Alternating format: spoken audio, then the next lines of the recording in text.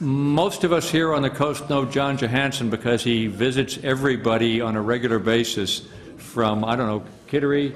No, Marblehead. From Marblehead out to Eastport and makes that trip back and forth for quite a long point because he's got this newspaper that he needs to keep Going. Yeah, keep going, keep fed, and so he's been into every shop on a regular basis on the coast.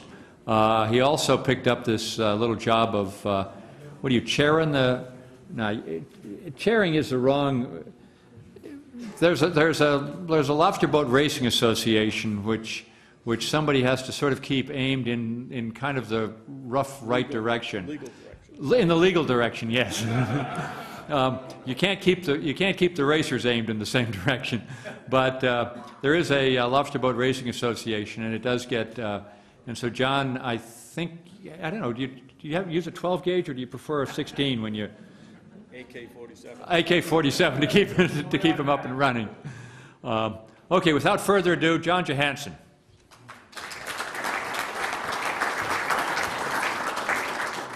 Thank you. Any of you interested in the lobster boat racing, tonight we have our awards banquet.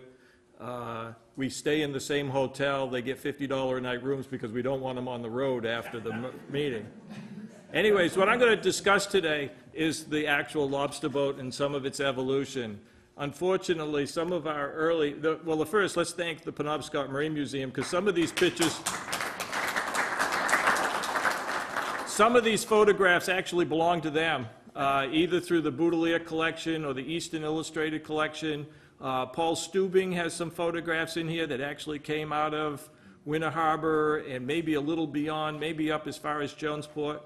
I'm not sure how many of you know Paul Stubing, but he actually had a fond love of lobster boats, and he spent most of his time in the Mystic area, but when he retired, he came back to Maine and lives on Deer Isle now.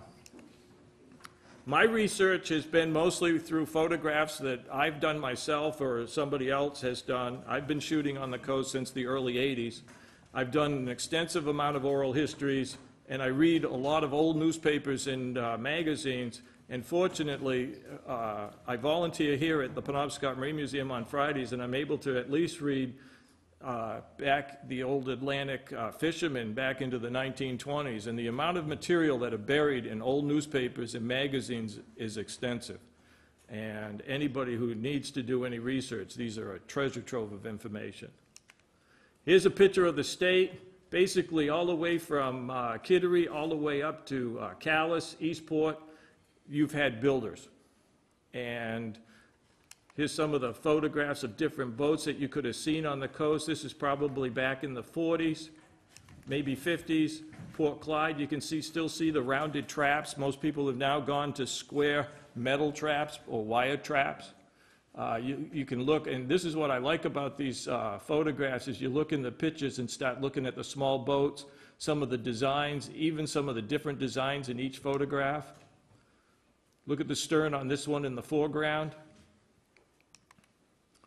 Friendship. Sometimes people say not so friendly. This is a very interesting picture, and this is from the Easton Illustrated collection. And you can still go down, and it almost looks like this, although the boats are all gone. But this is up in the head of the cove, if you know where Conray's is, which is a lobster buying facility right in the center of town. But look at there's a double ender up in the upper left-hand corner. There's steps in the decks. There's dustpan stern boats here in the foreground.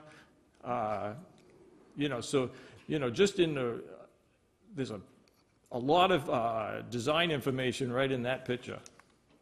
McKinley, Bass Harbor. McKinley was its original name, maybe not its original name, but that's what it used to be called. And this is actually probably on the other side. Would you say that's Bernard, Ralph?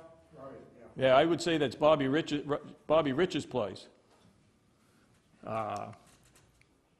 Korea, most people think it's on the other side of the world, but no, it's right here in the state of Maine. What's interesting, we made jokes yesterday because I got to meet the governor at Ralph Stanley's son's place, and we were making comments about OSHA and how bad they are. Well, OSHA would never go to Korea and visit the Young brothers who built boats there. Would absolutely refuse to go there. There's a good reason why. But here's where it all started in a lot of respects, is Beals Island, Jonesport. And you can see this is Moosebeck Reach. We race right down the middle of it, right about where they say reach in the back. We do not go under the bridge anymore because we've hit it a couple times. Mostly with recreational boats.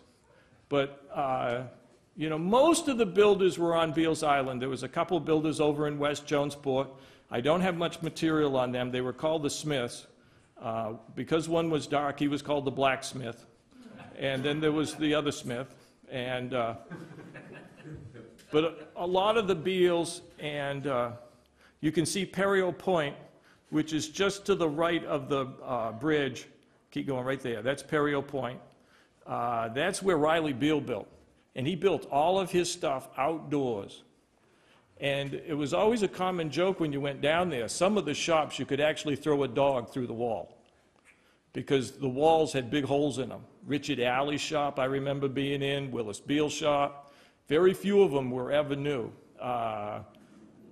Harold Gower built on the left side of the island, and basically their head, or toilet, was a hole in the floor. That was it. And hopefully the tide was in. Here's a view. I think this is actually an Eastern Illustrated collection. This is one of my postcards. But this is actually what Beals Island looks like. And this is actually Perio's Point. And that building is still there. Most of these buildings are still there. So anyways, most of the boats that were used for lobstering were the Peapod, the Muscongas Bay sloop, which was kind of a forerunner of the Friendship sloop, the Hampton, and then today's lobster boats. And because I got 150 slides here, we better go quick. So here's one of the skiffs, early skiffs. This comes from the Atlantic Fisherman Collection. Here's a Friendship sloop under sail. This was actually in a race. Here's one of the small boats with a riding sail. And the spray hood, that was probably used up into the 40s and 50s before people actually started putting shelters on the boat. One guy was actually recorded as saying, he was asked if he wanted a shelter on his boat, and he said no, and the boat builder asked him why. He says, yeah, because I'd shove so much stuff up in the forward section of the boat, by the time I got done at year's end, it would be down 3 or 4 inches by the bow. Here's a Hampton. This guy was a famous fisherman off Chebeague Island, which is off of Portland, Maine. Here's some of the designs. Some of the designs that actually came out of the Lowell family, they were doctored so you really couldn't reproduce them. And the measurements weren't correctly done, so you couldn't reproduce them. This one is in one of the books. In fact, if you actually look at the logo for the Maine Boat Builder Show, that's the boat. Here's an actual drawing of the interior of a wooden lobster boat, also done by the Lowells. Design factors. Most of the designers on the coast of Maine, when they were building a lobster boat, they built through a half hull. And even today, most of the guys that do it use a half hull. Most of them did not know how to draw lines. The only one that I know that did it on Beals Island was Riley Beal, and that was only because he was schooled at Billings Diesel and Marine during World War II. That was the only way he knew how to design. There's also the definition between a skeg and a built-down boat. Now, a skeg boat means that the sides, as it comes off the turn of the bilge and comes into the keels, coming in straight. So basically, back aft, it's flat. Okay? A built-down, when it comes into the keel, will have a roll in it and roll into the keel. There's all kinds of arguments over which one's better. Most of the skeg boats are probably faster, and the built-down boats probably won't pound as much. Rocker and reverse curve. Rocker is if you look from the side, you'll see it angle. The bottom will either have what they call the rocker, and it will roll a little bit. Well, that puts the bow up high. Most of your Beals Island boats have some of that, but a lot of the designers went with a straight run so that it would actually sail flatter, sail more on her stern than on her bow, with her bow way up in the air and dragging the stern. Now, the reverse curve is when you look from side to side, they actually, as you came off the bilge, it would actually have a dip up, and then come back down as it went into the thing. And supposedly that was one of Will Frost's design ideas that worked very well. And in fact, today, still a lot of the designs that are coming off Beals Island and other places use that reverse curve. The big design factor has been power. And today, you know, back when the power started coming in, they didn't have, what, between 0 and 10 miles an hour in most of these engines. It's nothing today to see a 1,000 horsepower cat in some of these great big boats. We have one boat that's got over 2,000. And we've got one out on Vinyl Haven, which we have no idea what she's got, but she's got 4 turbos on it. And the distance that these boats are traveling. You know, it used to be that they fished inshore. They didn't go very far. But now some of these guys, I fished when I was, you know, just spent a little time fishing off Beals Island. We were going out 30 miles. We were running big trawls with 12 traps in them, 5-footers. So, you know, when you're going out that far, you better have a big boat. The boat that we were using was a 40-foot Young Brothers. So here's what the wooden boat construction looked like. This is actually June Day's yard, which is Frank Day. This is Arno Day's brother. This is kind of a favorite picture because Benji Mendowitz also shot the same photographs, and they almost look like a mirror of what I shot at the same time. And Frank Day was kind of fun to go visit because you planned to spend 2 hours there because he was going to talk for at least 2. But it was always interesting. You could hear rum running stories, all kinds of things. This is shot in Young Brothers' shop. Unfortunately, this shop is gone. It's now owned by a Texan who thought it would be better for a home. Ripped the shop down. But this is how you lay up a fiberglass hull. This is a double hull. This is a double mold, which means that it's going to have a center line. Some people argue that you shouldn't have center lines. You can see them laying up the glass. This is actually pretty good. Most of these guys have got masks on.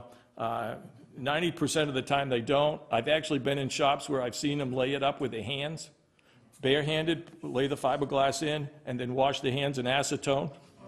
Yeah, good idea. And the other thing that the Young Brothers used was a chopper gun. And there's always been an argument about a chopper gun, but they were very, very good with their boats.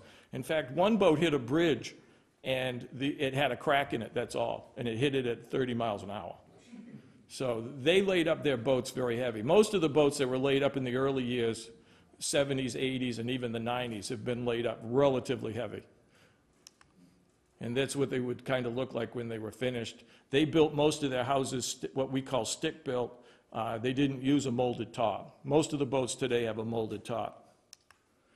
Here's the guy that started it all, Will Frost. This is from the Atlantic Fishermen's Collection.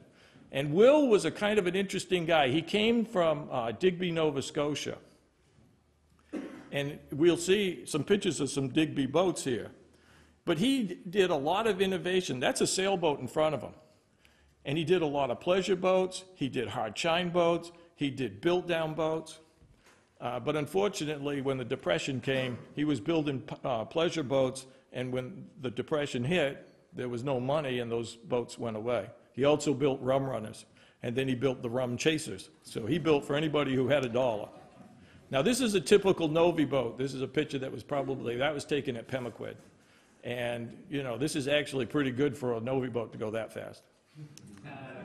But now look at this. That's in Digby, Nova Scotia. That's no different than our early boats. You can see it's got a torpedo stern. Now be careful of the torpedo stern term, because I saw that term mentioned in a Bangor, Wigan Courier article back in 1903. And when I actually got to see a picture of the boat, it was basically it was a double ender. It wasn't what we would term as a torpedo stern. Here's another boat from Digby, Nova Scotia. Look at, that's no different than our sardine carriers at that time. This is early 1900s. And then how about this? That is really what came to Beals Island and was built there for a number of years as a lobster boat. So how much influence did Will Frost have on Maine lobster boat design? A lot. There he is in Portland. You can see how he's got a little different bow than what most of the Jonesport is. We call that tipped off. Some of us don't like that. We'd rather have basically the plumb stem. This is one of his most famous boats, the Red Wing. And this was the fastest boat in the 20s down there. And it was actually named for the engine it had in it. It had a Red Wing. And then the other boat was the Thoroughbred, which Red Wing made, and also an engine called the Red Wing Thoroughbred. But this one is supposedly actually built on the molds of Will Frost, and had been changed a little bit with its horn timber, and it sailed different, and it wasn't quite as fast as the Red Wing. Here's a picture in the 40s of a lot of Will Frost boats, and you can see him named in the picture, and you can see the Thoroughbred still there, over here on the right side of the screen with a spray hood and a windshield. Here's the Geraldine. This is a little further on. This is in the 40s, and she was built. Merganzas was when Will Frost came back. See, Will Frost went to Rhode Island to build boats after he went bankrupt, and I'm not sure quite sure where he worked. But then he came back to Portland, South Portland originally, and then he ended up in South Portland building boats. And he did that until the early 1950s when he retired. This one was actually found out on Chebeague Island and given to the Dugas family, who owns Royal River Boatyard, and they totally rebuilt it. They knew if they gave it to Allen, that's what would happen, even though Allen didn't want to do it. Royal Low, a lot of you know Royal Low. Royal Low, after the partnership with Pappy Frost, which was Will Frost, kind of dissipated, and Bert got mad and headed back to Jonesport, which was Will Frost's son. Royal picked up the design, and he's designed a number of boats that you know. Most of the Seaway boats, the Blue Seas 31, some of the Eastern boats were done by him. The Bruno Stillman boats are all his design. The Newman 46 is Royal's design, and the Holland 32. Actually, the 30, unfortunately, when Glenn went back to do the 32, Royal had passed away, and he didn't have any influence in Glenn's 38 either. Bert Frost would go back to Jonesport, and he is the guy we can now blame for lobster boat racing because he brought it back. He was the man that actually took the time and brought it back in the early 60s, 63, 64. Carol Lowell is the one that a lot of people remember current day. This was just 2 weeks before he died. He was building the Blue Hill 42 at the time for the Cousins family who owned Weber's Cove Boatyard. And he was instrumental in the designs that ended up at Johns Bay Boat Company, the Peter Cass boats, which we'll show you a couple of them here.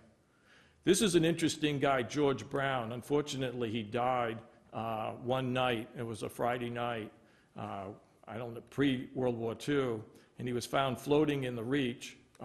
They don't know why. Apparently, he had sold a boat that night, but nothing was found on him. But he also was known to be a relatively heavy drinker. Everybody like his hat? But that's a typical George Brown boat. Harold Gower. Willis Beale came up to me one day and he said, "Don't say anything to anybody, but the best boat builder ever on Beale's Island was Harold Gower." And I had to tell him, he says, "Everybody knows it, Willis. This guy built the Cadillac of boats. He could build any type of boat you wanted. There's a lot of his boats that are still around even today. He came from Canada. He actually was over on Grand Manan Island when Will Frost, because they were friends, invited him over to help Will Frost. So they built together for a while, and then they split up after Will Frost left the area to go to Rhode Island. And Harold built one of his boats that actually was a lobster boat for years and years and years. And this boat was sitting off Brooklyn Boatyard when I shot that. It had been totally rebuilt. And not long after this, it burned right to the waterline. But there's a number of his boats that have been redone. He built right up into 1972, and he died when his last boat was under construction. There's a complete list of every boat that he built, which is fortunate, how much they were built for, you know, all sorts of information. But Nella Gower, his wife, would never put that fiberglass one he had to finish off because the shop burned. She hated fiberglass. Here's one of his boats. This one was totally redone across the way over on Islesboro at Pendleton Yacht Yard several years ago. And just a beautiful design. Now, Dougie Dodge is his great nephew. And Dougie's probably the smartest man on Beals Island and probably one of the craziest.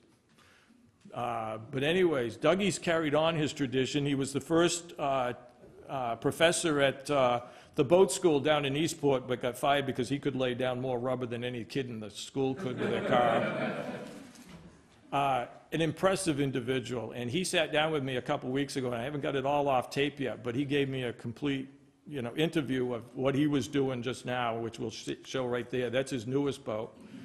But also he talked heavily about his great uncle, because his great uncle actually brought him up since he was about 4 years old. This is a new boat. Of course, it's going to be a racing boat, and if you look at it, it's hard chine back aft, and it goes into a soft bilge all forward. It's 28 feet long and 8-foot beam, and he's going to put a 455 Oldsmobile in it. Adrian Beal, another great builder. He was one of them that built with Riley Beal. This was one of the brothers. There were 4 brothers. They all built together. Alvin Beal. This was the shortest interview I ever did in my life as a reporter. I says, you build boats? Yeah. I says, well, can you tell me about them? No, they were boats. I says, wasn't there anything special? No, they were boats. And that was it. That's all I got out of them. Clifford Alley, a great boat builder down on the end of the island. Unfortunately, he ended up getting sued because a boat came out of his shop and rolled off the cradle and damaged the propeller and the the shaft. And the guy basically who was having the boat built wanted a boat for nothing and sued him, and that's the last time he really built a boat for anybody from away. He would build a few for the people on the island, but that was it. And he worked a lot with his cousin, I think it's Clifford, with Richard Alley, who's right here. Richard had learned to build with Gower and with Riley Beal. And if you get confused about the names, they say down there they don't have a family tree, it's a family wreath. Just goes around. This is one of Richard Alley's boats, and this one's still going. This is down in Prospect Harbor. Clinton Beal. In one winter, this man with Willis Beal and one other helper built 7 lobster boats from December to June, because you better get them done because you're going fishing. When you really think about it, these were not full-time lobster boat builders. Most of these guys, they fished. The only ones that were really full-time builders was Harold Gower and Will Frost. They were full-time builders, but most of these other guys, they fished. In fact, Clinton, what he was doing towards the end of his life, when I knew him very well, he had this boat behind you, which was his last boat, and he was taking people over to Head Harbor. Here's one of his boats that used to sit there. Unfortunately, a lot of these boats have been fiberglassed. It does save them for shape-wise and stuff, but usually it's a kiss of death. Calvin Beal, probably the most prolific designer on the coast of Maine. I don't know how many hulls this guy has. He did the Mitchell Cove boats. He did Donnie Crowley's, the Crowley 28 and 36. He's done SW Boatworks now has the Calvin Beal models. He also picked up the Stuart Workman is SW Boatworks. He's also now just purchased all of the Young Brothers molds, and he's got a 33 coming out. Here's one of the boats, the Irene Renee 2. This boat, they always keep on the shore until 4th of July because that's when the races are there, so it's really, really light for the race. Isaac Beal would build with his father, but they mostly built smaller boats. They would build boats in the range with inboard outboards, which wasn't very common on the island. Most of them built inboard boats. But Isaac built with his father, Mariner Beal. And there's a great film here at the museum of them taking a boat out of Mariner's shop with people holding it up as they're pushing it down the road on rollers and pushing it over the side of the bank into the water. Because, of course, Brownell wasn't around at that time. And here's one of Isaac's boats that he and his father built in 1976 called the Christopher. Unfortunately, he raced it to death. It's still sitting in his yard, and it could be salvaged. It's not that bad, but it's going to need a total rebuild. Osmond Beal, another prolific builder, he took over from his father, Vinyl, and they always said that Vinyl was one of the better woodworkers on the island.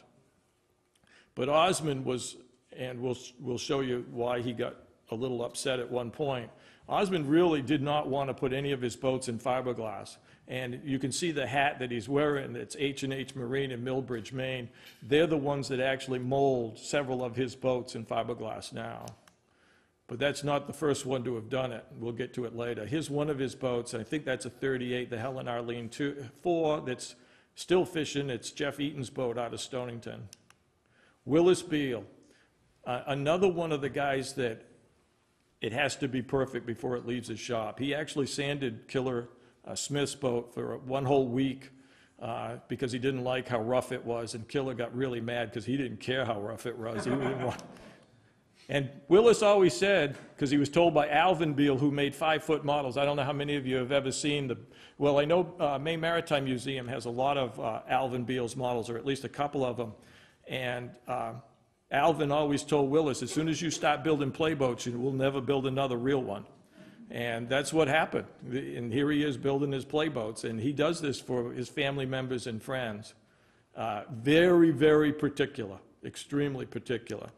And this is one of his boats, and this one has never been covered in glass. It's still under its same owner, Merle Beal, and it's called the Silver Dollar. Here's a picture of her running. And these are the 38s that Willis built, and these are the ones that are kind of more famous of the boats that he built. I think he built about 10 of these. And here's one last year racing. This is called Lizzie. And they actually turned around and bought the Melanie Jean, which we kind of kidded the owner, what are you buying another one for, parts? And so... Here's one of Willis's boats that brings back old memories, because Alvin was alive at the time, and Alvin gave Willis some ideas of what to do, because this is a real torpedo stern boat. But Alvin told him, because of the amount of horsepower you're going to try to put, or the owner wants to put in this thing, you better build it wider, so he did. And here we'll give you a couple of extra views of it, but this is a beautiful boat. And I hate to tell you what, this boat went up for auction. Would any of you have paid $12,000 for it? That's what it went for at auction. But fortunately, the guy that owns it also owns another one called Tanis that is in Port Clyde. And he brought this back to the races last year. Here's Willis's brother's boat. Willis's brother's just as fussy as him. You will not see a scratch on the side of that boat, no matter how many traps he hauls over the side. They fix it as soon as they come ashore. Unfortunately, that's a little out of thing. The name of the boat's a very interesting reason why. This is owned by Dickie Hildings over on Vinyl Haven. It's a 40-foot RP. That's the company that Willis actually kind of geared up with, and they did a 35, a 40, and a 31. The reason for what's left, Dickie Hildings kind of spilled his guts to this tourist that came out to the island. There were a couple, and I guess the woman was really kind of striking. And his lips got kind of loose. And, but really what the couple was a plant for a lawyer who was suing him for his ex-wife. This was all that was left when the lawyer and the judge got done. There's a great song about it, too. Ernest Libby Jr. We know him as Nerney. He stopped building a few years ago. His health hasn't been all that good. He built a number of wooden boats. This is one of my the one I like, one of the better ones that he did. This one's actually from back in the 60s. Still the same lines of the typical Maine lobster boat. Very thin, long, nice shear, and it's wood. But at the time he built it, the people on the island said, oh, it will never last. Well, this picture was only taken a few years ago. She strip planked, and a lot of the guys on the island didn't like that. Here's what happened with, later, he actually designed for the Young Brothers, but then he also designed for himself, and this is one of his 34. This is actually owned by a fireman, that's why it's called Hot Spot 2. And this is the people that he designed for, these are the twins. Unfortunately, one of the twins just passed away, now, which means both of the twins are gone, Arvin and Arvid Young. I don't know how many of you are good historians, but Tenero River was actually a battle at Guadalcanal, and the guy's name underneath was a guy who operated a Browning automatic rifle in the battle. Not a very good battle either. Well, especially for the Japanese. But anyways, the Young brothers actually would turn around and splash, without permission, one of Osmond Beale's hulls. And Osmond went right through the roof. And this is the first Young Brothers 38, and it came out in 1976.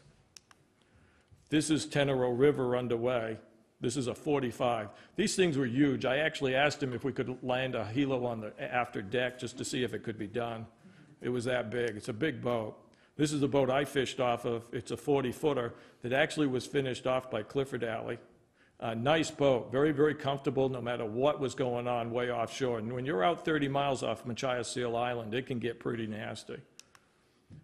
Riley Beale, as I mentioned before, was one of the only people who could design on paper on Beale's Island, but he also designed and built big boats. He built a couple of smacks, he built a couple sardine carriers. This boat was so bad when they found it, and this is owned by Benny Beale, that he actually had to fiberglass it while it was sitting where it was. And we called it basically an old town canoe because it was 28 foot long with a huge Chevy engine in it. It was capable of about 50-something miles an hour, 54, but the only reason it couldn't go faster was it couldn't put a big enough propeller underneath it. Wayne Beale is Calvin Beale's brother. He basically takes his brother's designs and uses them and molds them up for his own use. Here's one of his 36s that ended up a sport fishing boat that headed down to New York area. This is Ribby's Girl, and that's a big lobster boat that goes out of Cutler. Other builders from around the coast. Here's an interesting boat, and I've been trying to figure out the design. That's the double-ended. Maybe Ralph Stanley can give us a lot more information, because this is Lyle Newman. This would be Jarvis's father? I don't know. Okay. I think it's his father, because Well, Jarvis' grandfather. Jarvis's grandfather.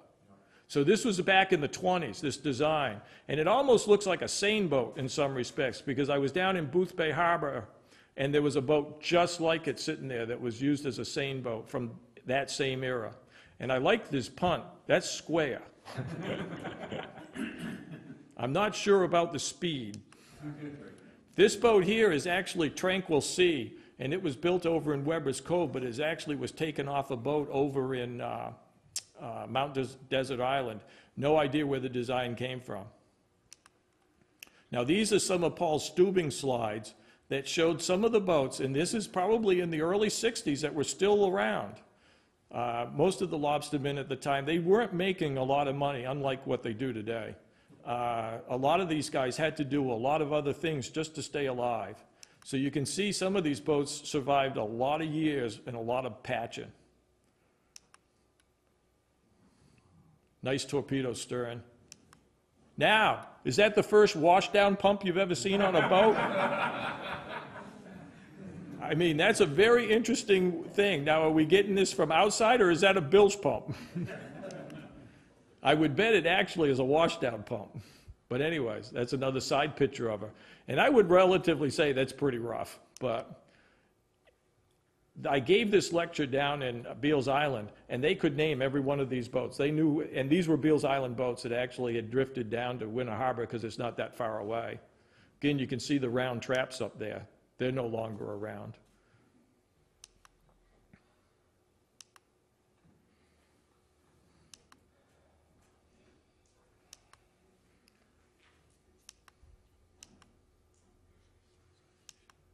AJ Enterprises, one of the most interesting times I ever had. I walked in there, and there's this little old man in the back of the shop, and he was signing baseballs. It was Whitey Ford.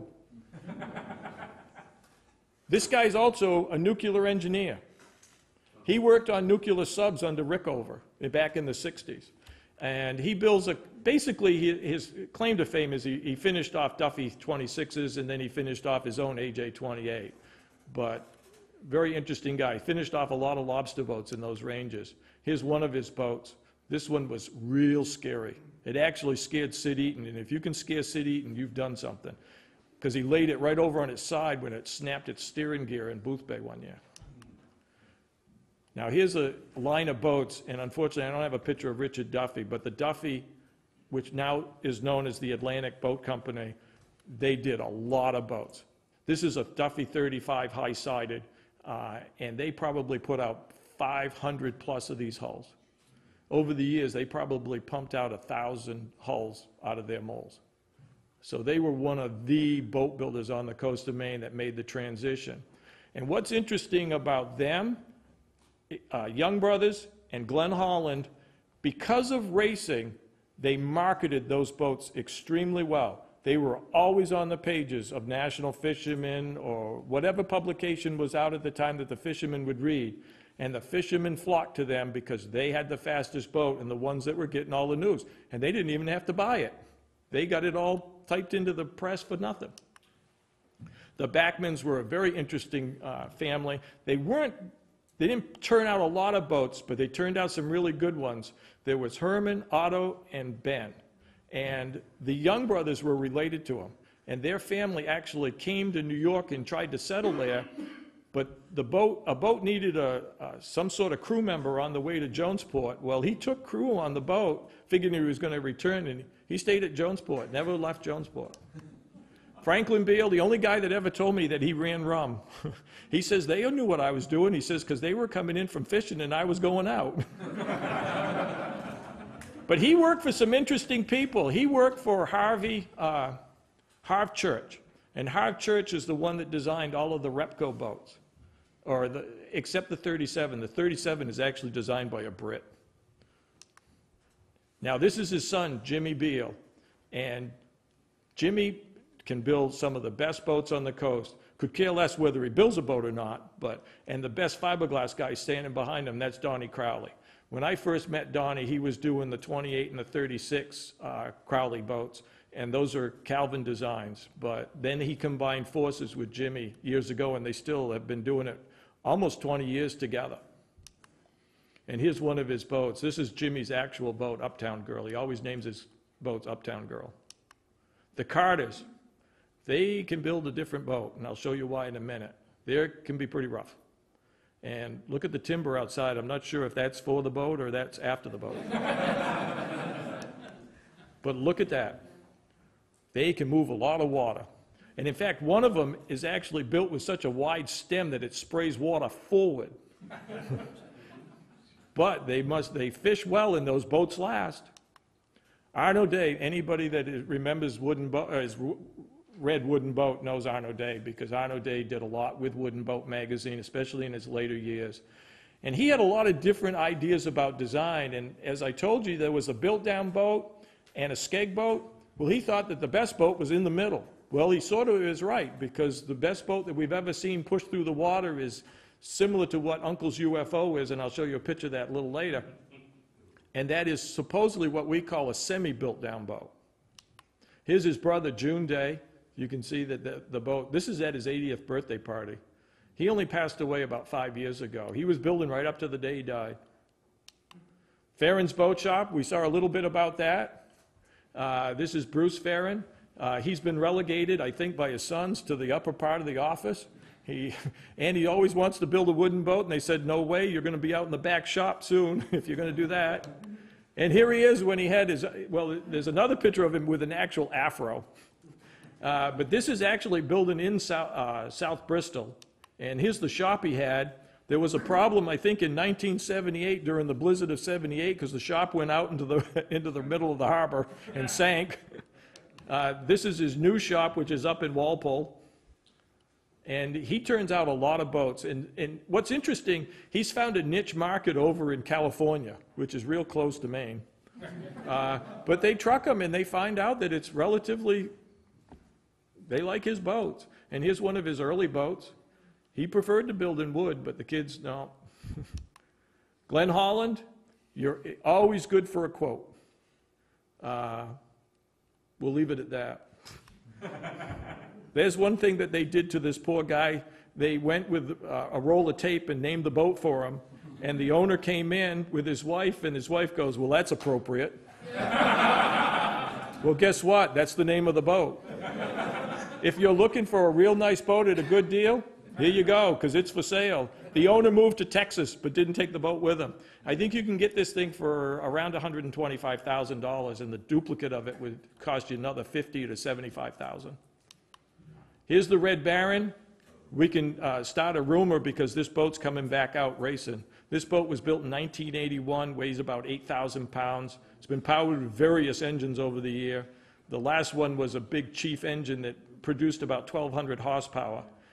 But Glenn Holland has a grandson that's been racing a 14-footer, and last year he made a vital error, and he put his grandson in a 32 Holland with somebody else. And the kid liked it so much, and it's safer than the 14, that the Baron's going to go in the shop and be redone. This is one of Glenn's 38s. Very, very popular boat, and it has its classic line. And the Holland line is one of the only lines that actually still has the classic old lines that other boats used to possess. Now that, Glenn will tell you, they're big barges with pointy ends, and basically the water, it doesn't push in front of it, it drags behind it. Tim and Sonny Hodgson. Tim is the guy on the left, Sonny's on the right. Sonny built a number of lobster boats over in East Booth Bay. Terry Jason actually came from New York, settled here in Belfast for a little while until the shop he owned burned down. Then he went up into Winterport, built a little bit up there, and he's been building lobster boats down in Steuben now for at least 25 to 30 years. Lash Brothers, mostly known for their boats, the bigger boats. This is Wes Lash. Wes is just a little older than I am. He's probably in his mid-60s. Here he is with his father and the owner of the boat. His father's in the middle, and his father's still alive at about 94 years old and still knows all of his boats. Here's one of the boats going out of the shop. Here's what happened to the shop in, I think it was 87. And he went up and actually had a place in, they were building in Friendship Trap until he built his new shop, which is right in the center of town. His father's house is just to the left. This is Hatchet Cove, and his father's house is just to the left. Johns Bay Boat Company, if you want a good wooden boat, great place to go look. This boat here is Sandollar 2. There's now Sandollar 3. This is Alan Dugas's brother, Scott, who owns a construction company in Yarmouth. Beautiful, beautiful wooden boats, all to Carol Lowell's design. Some of them have been modified by Peters because he wanted to put more into the forward section of the boat, because most of these, when you go down below, this is not a lobster boat. One of these boats I'll show you actually has raised panel varnished mahogany throughout with marble countertops. Jarvis Newman, one of the founders and guys that actually brought in fiberglass boat building. He cut his teeth over at Hinckley Yacht Yard, but really all he knows how to do with building boats is how to lay up fiberglass, and he could do it. He knew how to make a dollar building fiberglass boats. This is the 36 Newman, which is actually a splash of a 36 Bunkerellas, which also didn't go over well with his father-in-law. Keith Otis is out up the road here. He builds lobster boats. This is the hottest boat on the coast. It got stolen about a month ago. Also the fastest in diesel class H. This is powered with a 410 Sisu engine. I don't know how many of you know Bruce Cunningham. He built a number of nice wooden lobster boats in his early years. He's about 15 years ago, he switched to doing just yachts, and most of them now are jet-drived. Here's one of the boats. This is a Lowell design again. Chummy Rich over on Bass Harbor. He picked up boat building from his father, which was Bobby Rich. Ronald Rich would have been Bobby Rich's brother. There were 4 of their brothers. James Rich, supposedly no relation. James built over, but only for a few years in the 50s. And then after that, he actually switched and was only a storage yard. What I always thought was interesting, here's a boat builder that actually owned for his own private boat. What did he own? He owned a Ralph Stanley. And there's Ralph Stanley. This is actually at the Hinckley Company, because when the Hinckley Company needed something done, they called Ralph if it was made out of wood. And he was repairing, I think it was the stem or planking on one of their big sailboats that they had in there that needed to be repaired. But that was a Black Watch? Yeah. But Ralph built a number of wooden lobster boats. Lee Wilbur built them in fiberglass. John Williams is another yard over on Mount Desert Island that finished off, and they were called a Stanley Hull, but they were Lyford Stanley, and he was from Bass Harbor. Lobster boat racing, this is it. Now, somebody asked these are two retired school teachers that built this boat themselves. Took them 3 or 4 years. It's a 25-footer with a six-cylinder engine in it. And somebody said, where did you build that boat? And they said, the boat building capital of Maine. And he says, well, where's that? They said, Lewiston, Auburn. These guys have never been defeated yet. And it's called Crybaby. They're building a new boat. And they did a really good job because it's very hard, design-wise, to create a boat 25 feet with a house on it that actually looks like it belongs there. Most of them, and some of the fishermen don't care what it looks like, just so long as they stay warm. But these guys did a really good job. The Linda Carroll is one of those Repcos I mentioned before that was designed by Harv Church. This is a 30-footer. There was also a 22 that they did. And they were one of the forerunners in the fiberglass world of building lobster boats. Size matters. Well, a lot of people wonder about the name, and the owner explained to me why it got called that. He used to fish a 27-footer offshore, and he said size does matter, because this boat was a lot nicer to handle when it got really nasty out there. This is Abigail and Carter. This is another Johns Bay Boat Company boat. This thing's powered with a 1,000-horsepower Caterpillar. And this is the one that's got that raised panel varnished mahogany down below. It is a gorgeous boat. Anytime somebody comes up to me and says, what was that gray boat? And I know exactly what boat they're talking about. And if you ever get a chance to get on board one of these boats at Peterbilt's, you'll be amazed at what some of these fishermen have. And they took one of these boats out to Matinicus. It was Van Spunker's boat. And the old-timers went down inside of it and told him it wasn't right. Wasn't right at all. It had a head, it had a galley, and it had bunks. Uncle's UFO, this is Andy Gove's boat from Stonington. Andy's about, I think he's just about 80 or 83. And he may come out racing again. This is powered with a 900 horsepower Mack. And she can do about 50 to 52 miles an hour. And when you're on the boat, you wouldn't know it. This boat sails absolutely perfect. This is the boat I was talking about that is semi-built down. And you can see how she sails. She sails with her bow down and going. And she is stable. This is the Lorna R. This is just before he splashed the committee boat when he was mad down at Jodesport this year because they threw him out of the race. And this is a splash of the next one called Foolish Pleasure. They actually splashed a hull to make this thing lighter.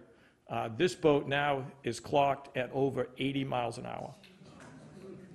You can notice down below, you can see that they've put hard chines on her.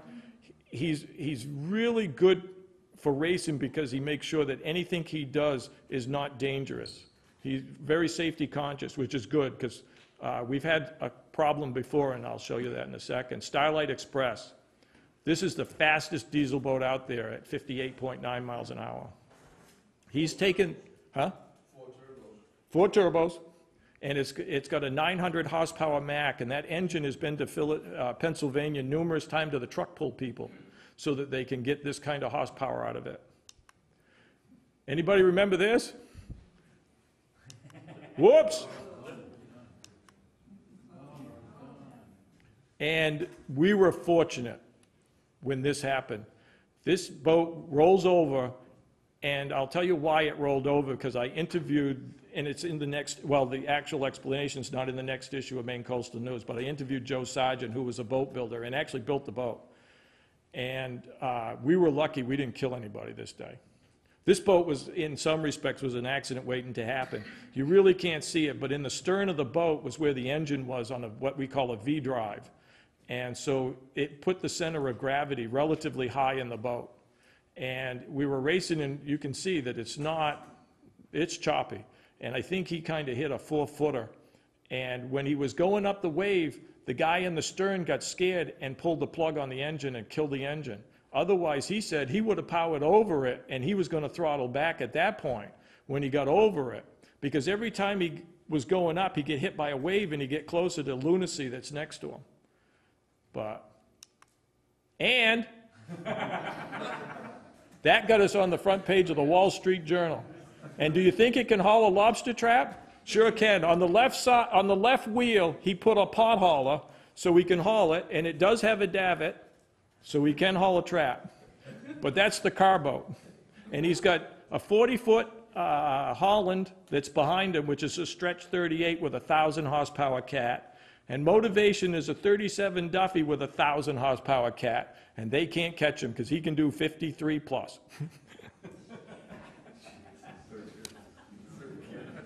There you go.